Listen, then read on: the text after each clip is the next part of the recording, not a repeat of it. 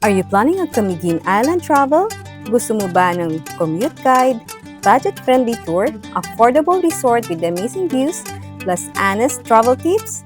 Welcome to Kristen Travels! Let's explore Camiguin tourist spots, how to go to Camiguin from Manila, best places to stay, and commute tips all in one complete guide. Stay until the end for our expense breakdown, local food tips, and share our experiences.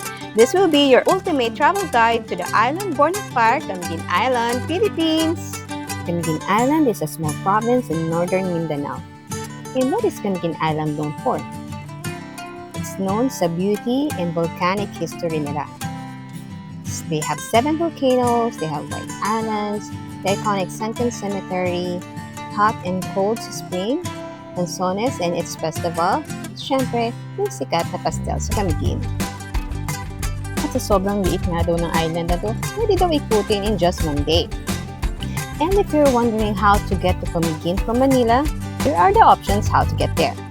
Option 1 is book a flight from Manila to Camiguin with layover in Cebu via PAL or Cebu Pacific. I chose Cebu Pacific and I got it for 3,974.76 round trip na yun. Option 2 is to book a flight from Manila to Cagayan de Oro and then take a van or bus to Balingoan Port and take a ferry to Camiguin for around 150 to 200 pesos only. Now, how to get around in Camiguin? Tourism office and locals will suggest to rent a motorbike that will cost you 300 pesos for 3 days or more rental and 500 pesos for 1 to 2 days. And if you don't know how to drive, you can hire a habal-habal that is an 8 hours day tour that will cost you 1,000 pesos. And if you're a group, you can rent a car or a multi-cab tour that costs you 2,500. That's for a full day tour. If you're driving, the only downside that I can see is some roads are very steep, lalo na yung mga papunta sa Katibawasan Falls. Make sure you always drive safely. Pero you don't need to worry kasi napakaganda ng mga kalsada sa Camiguin. And if nagtitipid ka, kagaya ko, possible naman ang mag-commute. You can just ride a motorella. Just make sure you're riding the right route. Yung pamasahe, mura lang, as low as 10 pesos. And then I suggest not to take a special trip kasi baka mahal ang i-charge na sa'yo. They may charge 400 to 500 pesos. And as a bonus tip, there's a new way of transportation there. They called it Pick Me Up. It's also like a habal-habal pero mas mura silang mag-charge at per kilometers ang rate. Mga 2 months ago pa lang to nung simulang nagkaroon ng ordinance para sa mga motorella to avoid overcharging sa mga tourist. Dahil marami silang complaints na nare-receive sa tourism office. So ayun, nagkaroon ng parang west-west lang, south-south lang yung mga motorella. Ang downside sa pagko-commute, hintay ka of course, you need more time. And then, hindi rin ganun kadami. There are specific area na hindi ganun kadaming dumadaan na motorella. Where to stay in Camiguin? Most people suggest to stay in Yunbing area. Kasi nga, dyan maraming accommodation, restaurants, at malapit din yung mga tourist spots. If you're looking for accommodation near White Island na luxury hotel, I suggest Unwind Hotel. Walking distance lang talaga sila. And it will cost you around 7,000 pesos per night. And sometimes you can book it at third-party booking app na 4,000 pesos.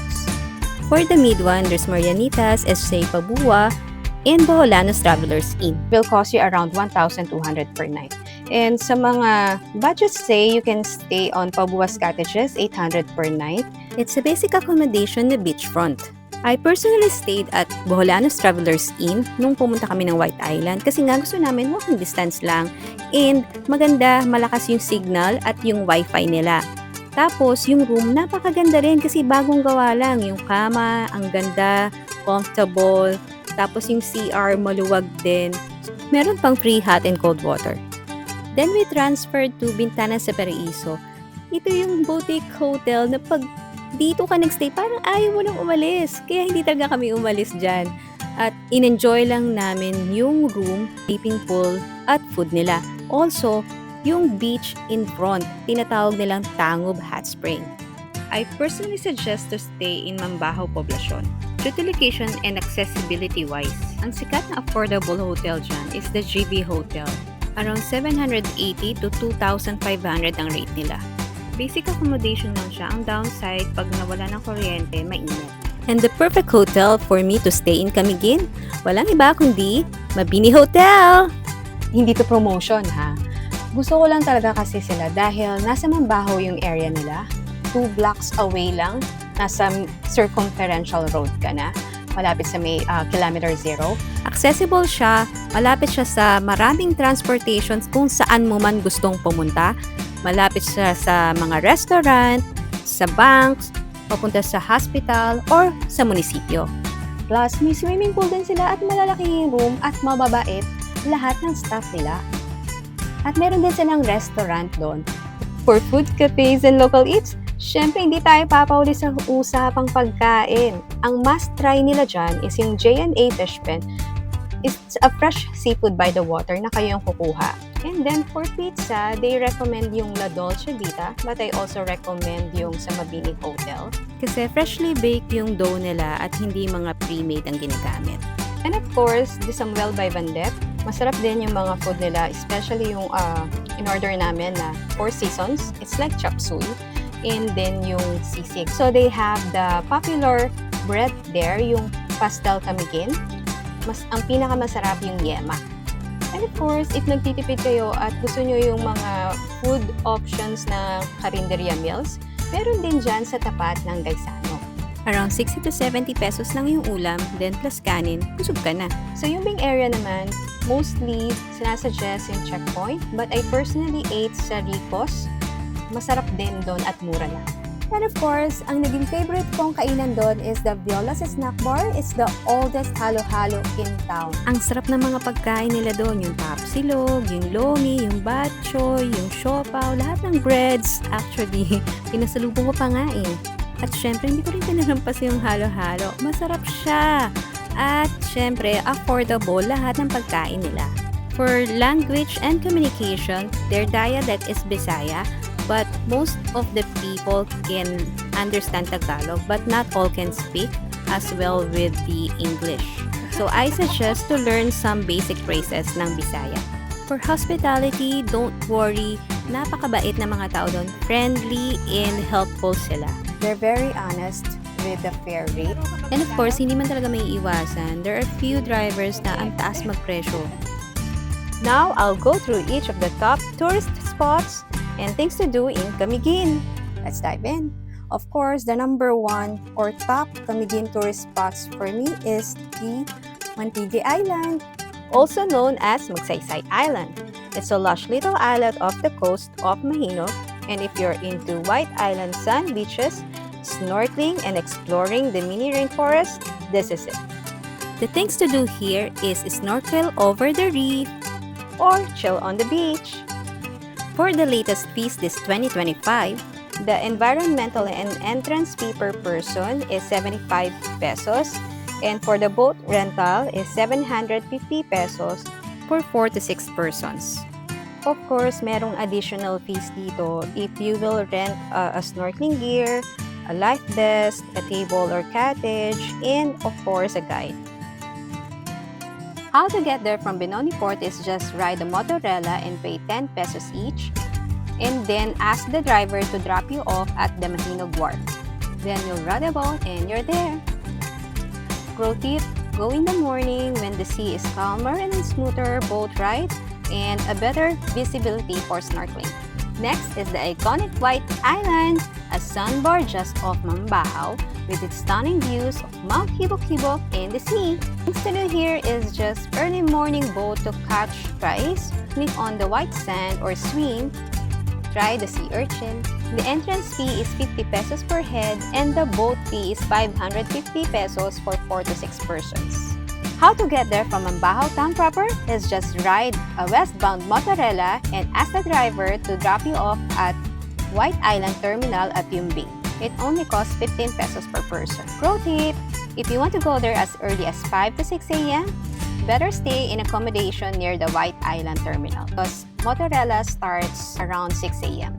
Next, the Sunken Cemetery, one of the Camigin's most hauntingly beautiful historic spots, a cemetery that sunk after a volcanic eruption and now marked as a giant white cross rising from the sea. Things to do here is view from the shore at sunset, take a boat ride to the cross, or snorkel to see the underwater marine life. For fees, entrance fee is 100 pesos each, and if you will snorkel, snorkeling fee is 50 pesos each, guide is 150, and then life vest is 50 pesos each. And if you want a boat ride, that's 100 pesos, good for 4 to 5 bags. How to get there from Mambaho town proper is just to ride a jeepney in the terminal. Fare is just 50 pesos per person. And if you have a rented bike, just follow the circumferential road going to Yumbing through Patarman. Next is the majestic waterfall, about 70 meters high, Katibawasan Falls. It's cascading into a cool natural pool surrounded by a lush greenery view. It is located in Mahinog Municipality. Things to do here is swim in the pool, but be cool shoes with the slippery rocks, and take a scenic shots, enjoy with a quick nature spot. And for the fees, entrance fee is 65 pesos per person plus 10 pesos environmental fee, so that's the total of 75 pesos per person. Now, how to get there? I suggest to book na lang yung day tour and puntahan nyo na lahat ng falls. Maybe you can try also the pick-me-up and habal-habal. And for a scenic, more off-beaten path waterfall in Catarman is Waterfalls Falls. Things to do here is swim in the plunge pool, enjoy the cliffside views of the falls, and photo shoot. And for the fees, it's 75 pesos per person entrance fee. So how to get there? It's not accessible through public transportation, so you better have a motorbike or multi-cab. Next is Santo Niño Cold Spring, a refreshing natural cold spring in the island, perfect for the cooling off after the active touring.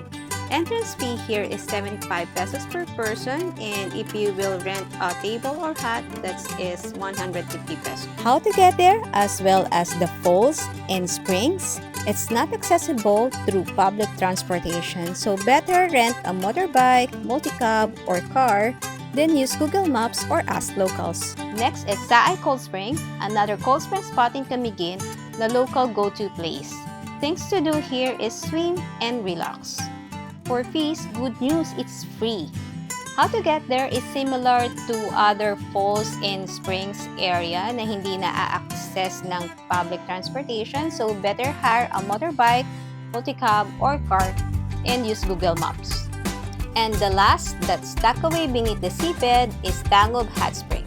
Things to do here is sit in the warm, cool pools or snorkeling to see the marine life. You don't have to worry about fees because it's free. How to get there through Mambaho town proper is simply ride a motorella through westbound. Ask the driver to drop you off at Taste and See coffee shop. And if you're adventure seeker, don't forget Mount Hibok-Hibok. Things to do here is day hike, summit viewing, swimming in the crater lake, and camping. For the fees, you need to get a permit at BENR Penro, that's 500 pesos per person, environmental fee is 100 pesos per person, and guide fee is 1,500, good for 3 persons. For how to get there, ride a motorella west route and drop off to Agoho MNJ gas station. That can be the meet-up place for your guide. For the tip, start early if day hike, and make sure to wear proper clothing. Also bring proper hiking gear, apply insect repellent, plenty of water, and jello. This is not a casual stop, it's a legit hiking.